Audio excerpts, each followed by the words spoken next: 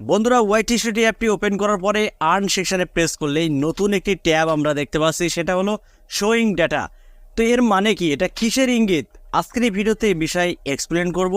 যদি আপনি একজন কন্টেন্ট ক্রিয়েটর হয়ে থাকেন তাহলে আজকের এই ভিডিওটা আপনাদের জন্য অত্যন্ত গুরুত্বপূর্ণ হতে চলেছে।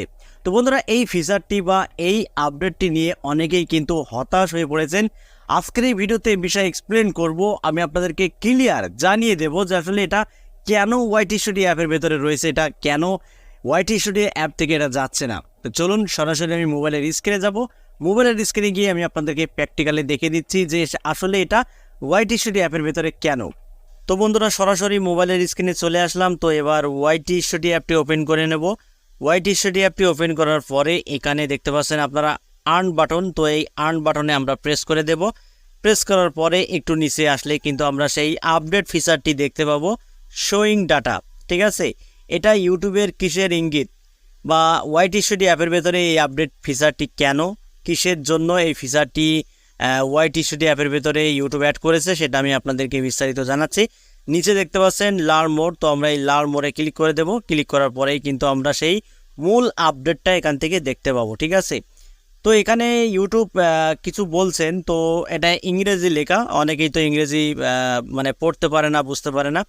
তো এটাকে কিন্তু আমি বাংলায় ট্রান্সলেট করেছি। ঠিক আছে, এটা আমি কিন্তু বাংলায় ট্রান্সলেট করেছি, তাই এখন আমি আপনাদেরকে পুরো বাংলায় পড়ে শুনিয়ে দিচ্ছি যে আসলে এটা কি।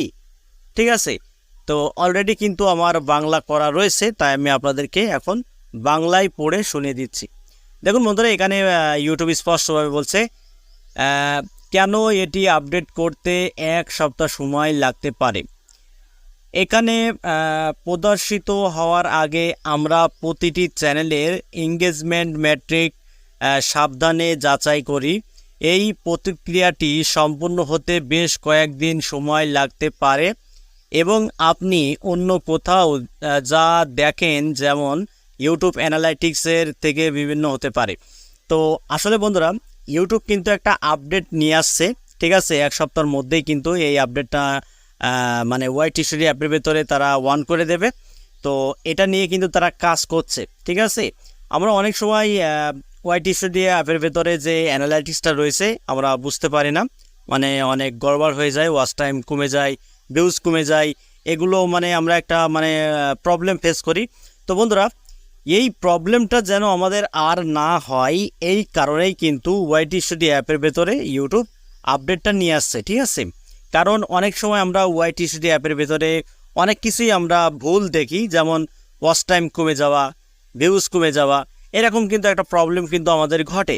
তো বন্ধুরা, ইউটিউব ওয়াইটি স্টুডিও অ্যাপের ভেতরে যে আপডেটটা নিয়ে আসছে, এই যে শোয়িং ডাটা, এই আপডেটটি যখন পুরোপুরি আমাদের অন হয়ে যাবে তখন কিন্তু আমাদের সব কিছুই ইজি হয়ে যাবে।